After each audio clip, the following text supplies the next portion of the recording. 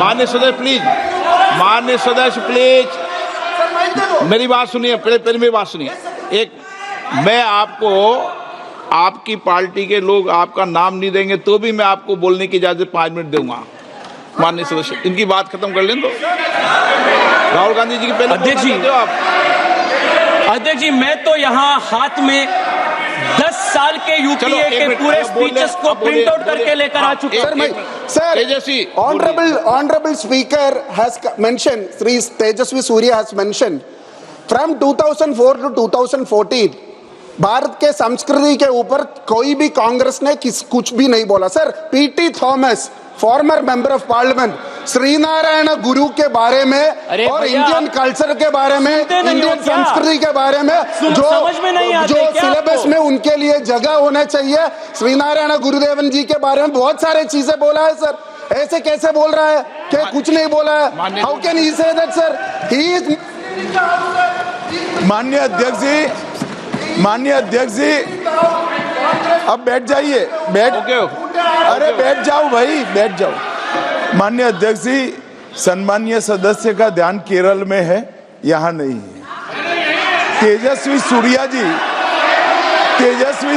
जी जो कह रहे हैं वो ये कह रहे हैं कि राष्ट्रपति अभिभाषण में भारतीय संस्कृति, भारतीय भाषाएं और भारतीय परंपरा का जिक्र नहीं है।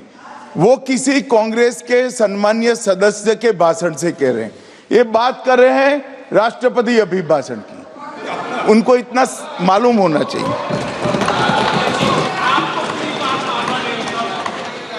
को समझाने का प्रयास उन्होंने किए हैं। आप समझाओ, पर समझदार हैं अध्यक्ष जी,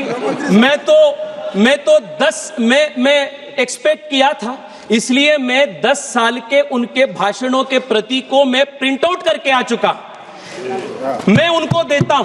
10 साल के स्पीचेस को आप देखिए लाइन बाय लाइन, अगर आपको मिलता है तो आप देश को दिखाइए। अध्यक्ष जी, contrast this to what we did 2015 में। नरेंद्र मोदी जी आते ही हम हृदय स्कीम को शुरू किए, हम प्रसाद स्कीम को शुरू किए, टेंपल टाउन्स का डेवलपमेंट हमने किए, स्वदेश दर्शन का शुरू हुआ, एक भारत श्रेष्ठ भारत के कल्पना हमने देश को दी, केदारनाथ धाम, 4 धामों यात्रियों के लिए हम इंफ्रास्ट्रक्चर की काम की, विश्वनाथ धाम की कॉरिडोर का प्रोजेक्ट हुआ, महाकाल के प्रोजेक्ट हुआ। अध्यक्ष जी, किरीट प्राय के रूप में इन सब को एक ताकत देने के लिए भव्य राम मंदिर का भी उद्घाटन नरेंद्र मोदी जी के कार्यकाल में। अध्यक्ष जी, ये क्यों महत्व पड़ता है? क्योंकि दशकों तक, सदियों तक भारत कॉलोनाइज्ड हो गया था, और ये कॉलोनाइजेशन के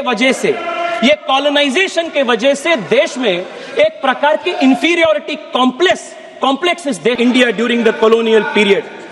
Now, for the first time since independence, my government has shown the courage to strike a blow on this. ये पहली बार किसी सरकार ने कॉलोनाइजेशन के ऊपर, मैकॉले के कॉन्स्पिरेसीज के ऊपर, डीकॉलोनाइजेशन के ऊपर बात कही गई। This is the contrast of the last 2 years. This is the civilizational difference between the approach of the BJP and the Congress. अध्यक्ष जी, हम सुने कांग्रेस हमेशा कहते हैं, अरे मनरेगा भी हमें शुरू किए थे, डीबीटी भी हमें शुरू किए थे, आधार भी हमें शुरू किए थे, ये सब हमें शुरू किए थे। मैं आपको बताना चाहता हूं अध्यक्ष जी, जब मैं रिसर्च कर रहा था, एक बहुत इंटरेस्टिंग चीज निकल कर आई।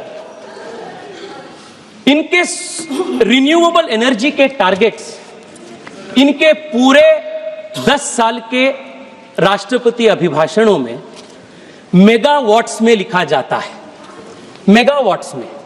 नरेंद्र मोदी जी देश के प्रधानमंत्री बनने के बाद पहली बार गीगावाट्स का ड्रीम ये देश में होता है। नेता बड़े थे, सोच छोटा था। ये कांग्रेस की असलियत। फर्क हम दोनों के बीच में बहुत है।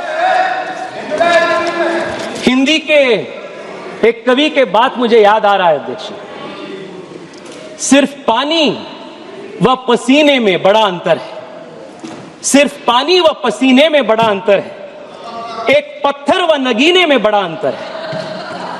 अरे मुर्दा गड़ियों की तरह वक्त बिताने वालों, सांस लेने में व जीने में बड़ा अंतर है। यह बीजेपी और कांग्रेस के बीच का फर्क है। अध्यक्ष जी, मैं एक और महत्वपूर्ण विषय जो देश के युवा शक्ति के साथ संबंधित है, उसके ऊपर मैं देश के ध्यान आकर्षित करना चाहता हूं। अध्यक्ष जी, पिछले 10 साल में सबसे बड़ा जो चेंज देश में आया है, जो मैं मानता हूं कि इंफ्रास्ट्रक्चर बिल्ड करने से कठिन है। पैसा डाले तो बिल्डिंग्स हो जाता है, इंफ्रास्ट्रक्चर, फ्लाईओवर्स बन जाते हैं, एयरपोर्ट्स बन जाते हैं, पर एक देश का, एक समाज का कल्चर चेंज करना, एक बिहेवियरल पैटर्न में बदलाव ले आना, एक एस्पिरेशन में बदलाव ले आना, यह सबसे कठिन चीज होती है। अध्यक्ष जी, 10 साल पहले इस देश के युवा का एस्पिरेशन क्या होता था? सबसे अच्छे पढ़े लिखे नौजवान का भी एस्पिरेशन एक सरकारी रोजगार लेने का होता था। अगर किसी के पास सरकारी रोजगार नहीं मिला, तब वो जाके प्राइवेट में काम करता था। It was look down upon it.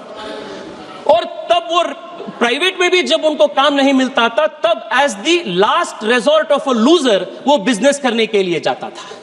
ये 10 साल पहले देश की स्थिति थी। पर आज देश के एस्पिरेशन बदलाव हो गया है, चेंज हो गया है। देश के युवा आज जॉब सीकर नहीं, आज जॉब गिवर बनना चाहते हैं। एक एंटरप्रेन्योरल रेवोल्यूशन देश के बन गए। ये कल्चर में जो चेंज करने की बात है, इट इज वेरी रेयर। अध्यक्ष जी, मैं आपको दिखाना चाहता हूं,